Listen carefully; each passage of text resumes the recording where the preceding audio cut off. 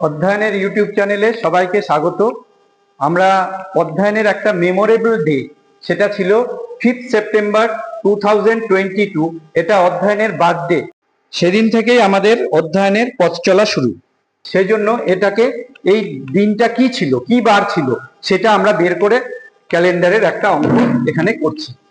আচ্ছা দেখো ভালো করে, 5 সেপ্টেম্বর 2022, তাহলে 22টা বের করব আমরা। 21 ইয়ার্সে অড ডেজ কত হবে সেটা বের করব।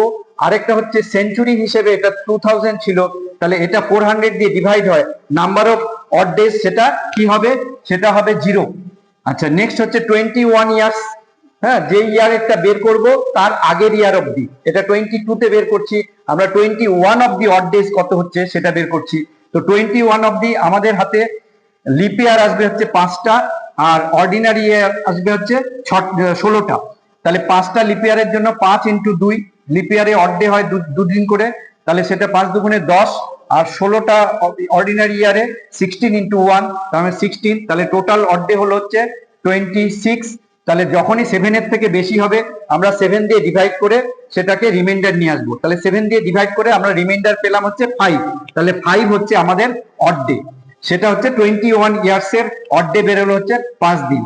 আচ্ছা নেক্সট আসছে হচ্ছে আপ টু 5 সেপ্টেম্বর 2022 5 সেপ্টেম্বর অবধি কতগুলো অড ডে পাচ্ছি। জানুয়ারির জন্য 3 দিন, ফেব্রুয়ারি, মার্চ, এপ্রিল, এইভাবে আমরা পরপর 5 সেপ্টেম্বর অবধি 5 সেপ্টেম্বর 5 নিয়েছি, যে দিনটা বের করব, নিয়ে সেগুলো অ্যাড করে আমরা পাচ্ছি হচ্ছে 24। তাকে 7 দিয়ে ডিভাইড করলে, হ্যাঁ, আমরা যখনই বলেছি যে 24 মানে 7 এর বেশি হলেই আমরা 7 দিয়ে ডিভাইড করে রিমাইন্ডার বের করব।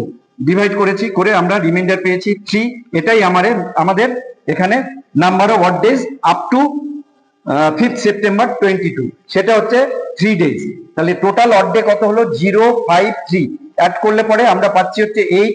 8 কে 7 দিয়ে ডিভাইড করলাম, তাহলে নাম্বার অফ অড ডেজ আবার 1 এলো, রিমাইন্ডার 1 হবে। তাহলে নাম্বার অফ অড ডেজ যখন 1 হয় তখন সেটা হয় হচ্ছে মানডে। তাহলে আমাদের হুইচ ডে বলেছিল, তাহলে আমাদের অ্যান্সার হবে মানডে। আশা করি সবাই বুঝতে পেরেছো। সবাইকে থ্যাংক ইউ।